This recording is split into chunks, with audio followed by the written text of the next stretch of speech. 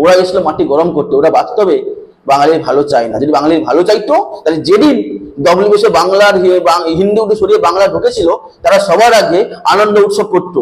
তারা কিন্তু এই শুভেন্দু অধিকারীকে দিয়ে, জিতেন তিওয়ারিকে দিয়ে, ফুয়াদ হালিমকে দিয়ে, সাহারা হালিমকে দিয়ে, অর্জুন সিংকে দিয়ে বলতো না যে হিন্দি ভাষীদের কি হবে, উর্দু ভাষীদের কি হবে। ওদের ঢং আছে বিহারে গিয়ে বলা যে এখানে বাংলা কেন, ওখানে সিভিল সার্ভিস পরীক্ষায় নেই, বিহারিদের যারা বাঙালি এসে তাদের কি হবে। যত ঢং এই বাংলায় এসে বাংলা পক্ষকে দেখানো না, বাংলা পক্ষ এইসব পড়াশোনায় পা দেবে না।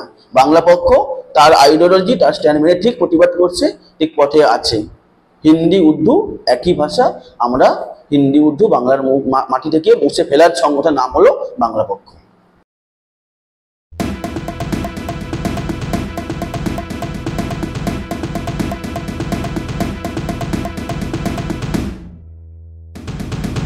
আমরা দেখলাম যে কিছুদিন আগে হাওড়ায় যে রথের মেলা, সেই রথের মেলার পোস্টারেতে জায়গা পেয়েছে ইংরেজি এবং বাংলার জায়গা নেই, এবং সেখানে প্রতিবাদে পুলিশের সঙ্গে এক প্রকার ধস্তাধস্তি করেছে হিন্দি ভাষী লোকজন, এবং তাদের সেই ধস্তাধস্তির মধ্যে থেকে বা তারা বিরোধী জায়গা থেকে প্রশ্ন করেছেন যে বাংলা পক্ষকে সব জায়গায় দেখা যায় হিন্দি ভাষীদের, হিন্দি কেন সাইনবোর্ড রয়েছে ইত্যাদি ইত্যাদি, তার বিরুদ্ধে প্রতিবাদ করতে এখানে উর্দু ভাষা তার কেন প্রতিবাদ করা হচ্ছে, কি বলবো?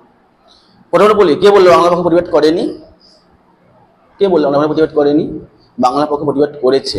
আর যারা এই কথাগুলো বলে, যারা হঠাৎ করে বাংলা প্রেম উঠে গেল, তাদেরকে বলতে চাই, ওই দালালগুলোকে, যখন ওই হাওড়া ময়দানের ওই রবীন্দ্র সদন সামনে যার নাম ছিল, ওইখানে দাঁড়িয়ে তোমার নেতা, বিজেপির বিরোধী দলের নেতা শুভেন্দু অধিকারী ডব্লিউবিসি যখন দীর্ঘ 6 বছর আন্দোলনের পরে বাংলা পক্ষ 300 নম্বরের বাংলা ফের বাধ্যতামূলক করিয়েছিল, উনি ওখানে নাকি কান্না কেনে বলেছিলেন তাহলে উর্দু ভাষীদের কি হবে।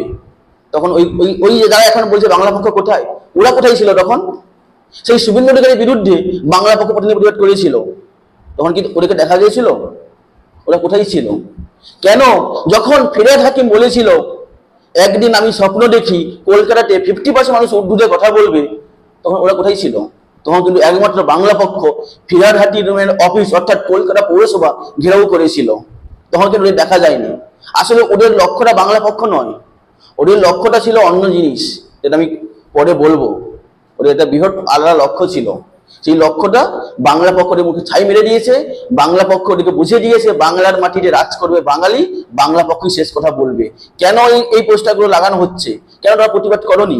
কেন আজকে ডব্লিউবিসিএস পরীক্ষায় আবার হিন্দুকে ঢোকানো হলো, তার বিরুদ্ধে কোনো মিছিল দেখলাম না ওই বাবুদের? কেন?